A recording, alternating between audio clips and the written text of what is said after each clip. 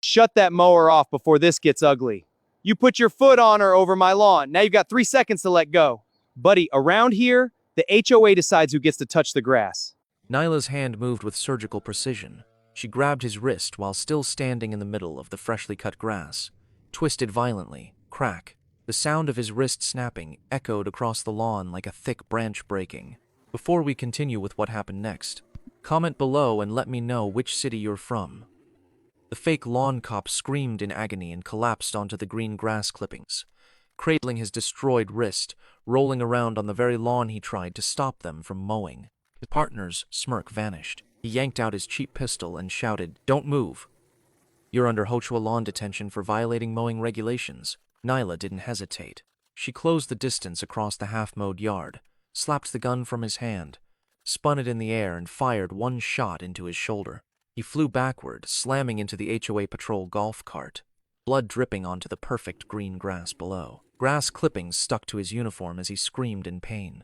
The first cop tried to crawl away through the cut grass, leaving a trail in the clippings.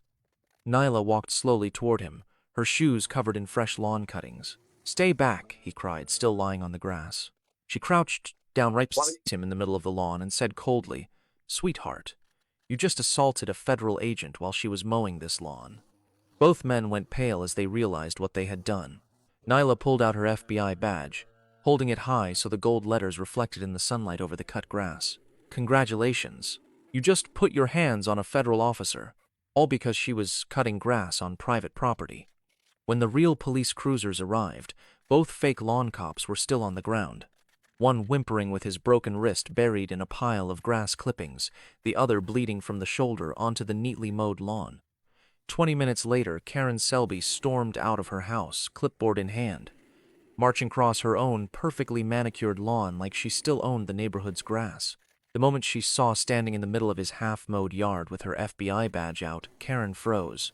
"Agent Graves, this is just about lawn regulations, I didn't know." Nyla cut her off sharply. "You sent 2 men to choke me and stop me from mowing his lawn. That's not lawn enforcement. That's a federal crime." Minutes later, FBI agents arrested Karen Selby right there on her pristine lawn for conspiracy, directing an assault on a federal agent and trying to control private grass cutting.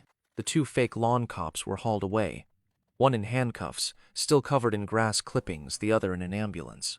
In the end, Karen Selby was sentenced to 11 years in federal prison for her obsession with controlling who mows grass.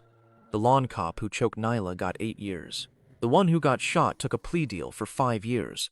Within a week, the entire HOA lawn enforcement unit was dissolved. All their insane rules about who could cut grass were thrown out forever.